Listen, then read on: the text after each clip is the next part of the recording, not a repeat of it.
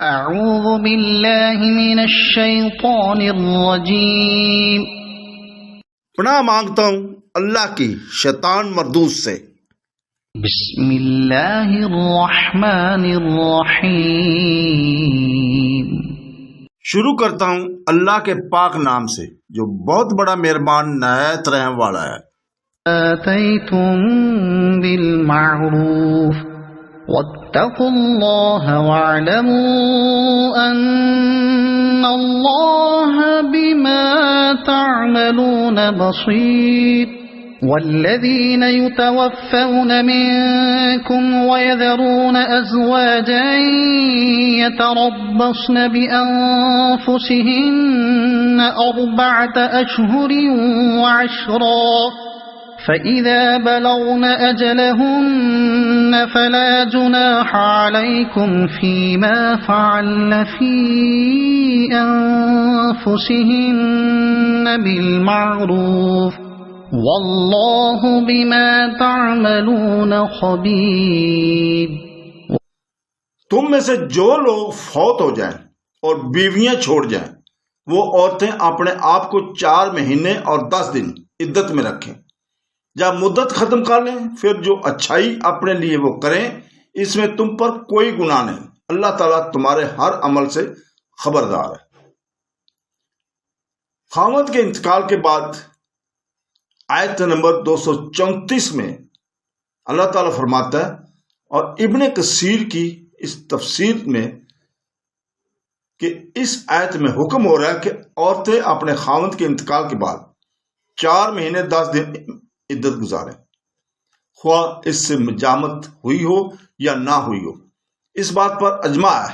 دلیل اس کی ایک تو اس آیت کا عموم، دوسرے یہ حدیث جو مسند احمد اور سنن میں ہے، جسے امام ترمذی رحمۃ اللہ علیہ صحیح کہتے ہیں کہ حضرت عبداللہ بن مسعود رضی اللہ تعالیٰ سے سوال ہوتا ہے کہ ایک شخص نے ایک اور سے نکاح کیا، اس سے مجامت نہیں کی تھی، نہ مہر مقرر ہوا تھا کہ اس کے انتقال ہو گیا۔ فرمائیے اس کی نسبت کیا فتویٰ ہے؟ جب کئی مرتبہ وہ آئے گئے تو آپ نے فرمایا میں اپنی رائے سے فتویٰ دیتا ہوں، اگر ٹھیک ہو تو اللہ کی طرف سے جانو، اور اگر خطا ہو تو میری اور شیطان کی طرف سے سمجھو، اللہ رسول اس سے بری ہیں۔ میرا فتویٰ یہ ہے کہ اس عورت کو پورا مہر ملے گا، اور جو اس کے خاندان کا دستور ہو، اس میں کوئی کمی بیشی نہ ہو، اور اس عورت کو پوری عدت گزارنی چاہیے اور اسے ورثہ بھی ملے گا۔ یہ سن کر حضرت معقل بن یسار شجی رضی اللہ تعالیٰ عنہ کھڑے ہو گئے اور فرمانے لگے، برو بنت واشق رضی اللہ تعالیٰ عنہ کے بارے میں رسول پاک صلی اللہ علیہ وسلم نے یہی فیصلہ کیا تھا۔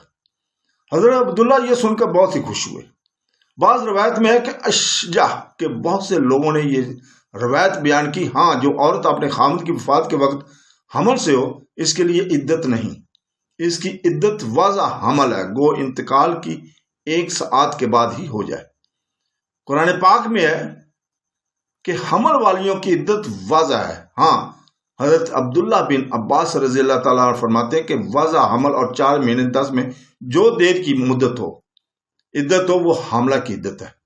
یہ قول تو بہت اچھا ہے، اور دونوں آیتوں میں اس سے تطبیق بھی عمدہ طور پر ہو جاتی ہے، لیکن اس کے خلاف صحیح کی ایک صاف اور صریح حدیث موجود ہے جس میں ہے کہ حضرت صبیہ اسلمیہ رضی اللہ تعالیٰ عنہ کے خامد کا جب انتقال ہوا اس وقت آپ حمل سے تھیں اور چند راتیں ہی گزار نہ پائی تھی تو بچہ تو اولد ہوا۔ جب نہا دھو چکی تو لباس وغیرہ اچھا پہن لیا۔ حضرت ابو السنابل بن بہلبک نے یہ دیکھ کر فرمایا، کیا تم نکاح کرنا چاہتی ہو؟ اللہ کی قسم جب تک 4 مہینے 10 دن نہ گزر جائیں تم نکاح نہیں کر سکتے۔ حضرت صبیہ بن یہ سن کر خاموش ہو گئی اور شام کو خدمت نبی بھی صلی اللہ علیہ وسلم میں حاضر ہوئی اور مسئلہ پوچھا تو آپ نے فرمایا کہ جب بچہ ہو گیا اس وقت تم عدت سے نکل گئی، اب اگر تم چاہو تو بے شک نکاح کر سکتی۔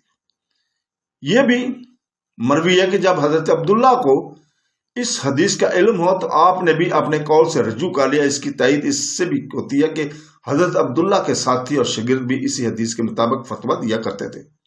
اس طرح لونڈی کی عدت بھی اتنی ہی نہیں، اس کی عدت سے بھی آدھی ہے، یعنی 2 مہینے اور 5 راتیں۔ جمہور کا مذہب یہی ہے، جس طرح لونڈی کی بنسبت آزاد دعوت کی یاد دی ہے، اسی طرح عدت بھی۔ محمد بن سیرین اور بعض علماء زہر یا لونڈی کی آزاد دعوت کی عدت میں برابری کے قائل ہے۔ ان کی دلیل ایک تو اس آیت کا عموم ہے، دوسرے یہ کہ عدت ایک جلی امر ہے جس میں تمام عورتیں یکساں ہیں۔ حضرت سعد ابن مسیب، ابو علیہ وغیرہ فرماتے اس عدت میں حکمت یہ ہے کہ اگر عورت کو حمل ہوگا تو اس مدت میں بالکل ظاہر ہو جائے گا۔ حضرت ابن مسعود کو صحیح والی مرفوع حدیث میں ہے کہ انسان کی پیدائش کا یہ حال ہے کہ 40 دن تک تو رحم مادر میں نطفہ کی شکل میں ہوتا ہے، پھر خون بستہ کی شکل میں 40 دن تک رہتی ہے، پھر 40 دن تک گوشت کا لوتھڑا رہتا ہے، پھر اللہ تعالیٰ فرشتوں کو بھیجتا ہے اور وہ اس میں روح پھونکتا ہے، تو یہ 120 دن ہوئے، جس کے 4 مہینے ہوئے 10 دن احتیاطاً اور رکھ دے، کیونکہ بعض مہینے 29 دن کے بھی ہوتے ہیں۔ اور جب روح پھونک دی گئی تو اب بچے کی حرکت محسوس ہونے لگتی ہے اور حمل بالکل ظاہر ہو جاتا ہے، اس لیے اتنی مدت مقرر کی گئی ہے۔ سعد بن مسیب فرماتے ہیں 10 دن اس لیے ہے کہ روح انہی دنوں میں پھونکی جاتی ہے۔ ربی بن انس رضی اللہ تعالیٰ بھی یہی فرماتے ہیں۔ حضرت امام احمد سے ایک روایت میں ہے، یہ مروی ہے کہ تاکہ اس لونڈی سے بچہ ہو جائے، اس کی عدت بھی آزاد عورت کے برابر ہے، اس لیے کہ وہ فراش بن گئی، اور اس لیے بھی کہ مسند احمد میں حدیث ہے، حضرت عمر بن عاص رضی اللہ تعالیٰ نے فرمایا، لوگوں سنتے نبی صلی اللہ علیہ وسلم کو ہم پر خلط ملط نہ کرو۔ اولاد والی لونڈی کی عدت جب کہ اس کا سردار فوت ہو جائے 4 مہینے اور 10 دن ہے۔ یہ حدیث ایک اور طریق سے بھی ابو داؤد میں مروی ہے۔ امام احمد اس حدیث کو منکر بتلاتے ہیں اور کہتے ہیں کہ اس کی ایک راوی قبیسیہ نے اپنے استاد عمر سے روایت نہیں سنی۔ حضرت سعد بن مسیب، مجاہد، سعید بن جبیر، حسن بن سیرین، ابن ایاز زہری رحمۃ اللہ اور عمر بن عبدالعزیز کا یہی قول ہے۔ یزید بن عبد المالک بن مروان اور رضائی اسحاق بن راہویہ اور احمد بن حنبل بھی ایک روایت میں یہی فرماتے ہیں، لیکن طاؤس اور قتادہ اس کی عدت بھی آدھی بتلاتے ہیں، یعنی 2 ماہ 5 راتیں۔ ابو حنیفہ ان کے ساتھی حسن بن صالح بھی یہی فرماتے ہیں۔ 3 حیض عدت گزرے ہے۔ حضرت علی ابن مسعود، حضرت عطا اور ابراہیم نغوی کا قول بھی یہی ہے۔ امام مالک، امام شافعی اور امام احمد کو مشہور روایت یہ ہے کہ اس کی عدت کی ایک حیض ہے۔ ابن عمر، شیعی، ملکول لیث، ابو عبید، ابو ثور اور جمہور کا یہی مذہب ہے۔ حضرت لیث رحمۃ اللہ علیہ فرماتے کہ اگر حیض کی حالت میں اس کا سید فوت ہوا ہے تو اسی حیض کا ختم ہو جانا اس کی عدت کا ختم ہو جانا ہے۔ امام مالک رحمۃ اللہ فرماتے کہ اگر حیض نہ آتا ہو تو 3 مہینے عدت گزارے۔ امام شافعی رحمۃ اللہ علیہ اور جمہور فرماتے کہ 1 مہینہ اور 3 دن مجھے زیادہ پسند ہے۔ اس طرح جو ارشاد فرمایا اس سے معلوم ہوتا ہے کہ یہ سوگ واجب ہے۔ صحیح میں حدیث ہے کہ جو عورت اللہ پر اور قیامت پر ایمان رکھتی ہو اسے 3 دن سے زیادہ کسی میت پر سوگواری کرنا حرام ہے۔ ہاں، خامد پر 4 مہینے 10 دن سوگواری ہے۔ ایک عورت نے حضور پاک صلی اللہ علیہ وسلم سے پوچھا، میری بیٹی کا میاں مر گیا اور اس کی آنکھیں دکھ رہی ہیں، کیا میں اس کے سرما لگا دوں؟ آپ نے فرمایا نہیں۔ 2-3 مرتبہ اس نے سوال دہرایا، آپ نے یہی جواب دیا۔ آخر فرمایا یہ تو 4 مہینے اور 10 دن ہی ہیں، جاہلیت میں تو تم سال بھر بیٹھی رہا کرتی تھی۔ حضرت زینب بنت ام سلمہ رضی اللہ تعالیٰ فرماتے کہ پہلے جب کسی عورت کا خاوند مر جاتا تھا تو اسے کسی جھونپڑے میں ڈال دیتے تھے، وہ بدترین کپڑے پہنتی، خوشبو وغیرہ سے الگ رہتی اور سال بھر تک ایسی سڑی بسی رہتی تھی۔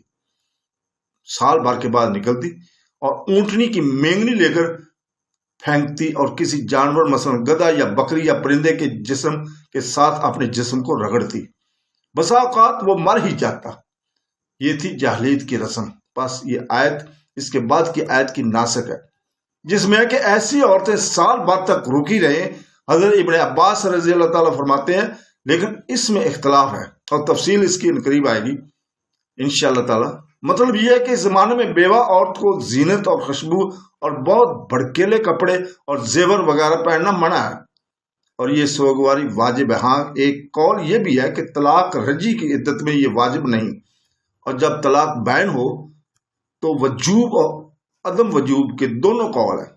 فوت شدہ خاوندوں کی زندہ بیویوں پر تو سب پر یہ سوگواری واجب ہے، خواہ وہ نابالغہ ہوں خواہ وہ عورتیں ہوں جو حیض وغیرہ سے اتر چکی ہوں، خواہ آزاد عورتیں ہوں، خواہ لونیاں ہوں، خواہ مسلمان عورتیں ہوں، خواہ کافرہ ہوں، کیونکہ آیت میں عام حکم ہے۔ ہاں، سوری رحمۃ اللہ علیہ اور ابو حنیفہ رحمۃ اللہ کا فرا کافرہ عورت کی سوگواری کی قائل نہیں۔ اشب اور ابن نافع کا قول بھی یہی ہے۔ ان کی دلیل وہ حدیث ہے جس میں ہے کہ جو عورت اللہ پر اور قیامت کے دن پر ایمان رکھتی ہو، پس معلوم ہو کہ یہ حکم تب دیا ہے۔ امام ابو حنیفہ اور سوری کمسن نابالغہ عورت کے لیے بھی یہی فرماتے ہیں، کیونکہ وہ غیر مثقفہ ہے۔ امام ابو حنیفہ اور ان کے اصحاب مسلمان لونڈی کو اس میں ملاتے ہیں، لیکن ان مسائل کا تصفیہ کا یہ موقع نہیں۔ پھر فرمایا جب ان کی عدت گزر چکے تو ان کے اولیاء پر کوئی گناہ نہیں کہ وہ عورتیں اپنا بناؤ سنگار کریں یا نکاح کریں، یہ سب ان کے لیے حلال طیب ہے۔ حسن زیری اور صدی سے بھی اسی طرح مروی ہے۔ صدق اللہ العظیم۔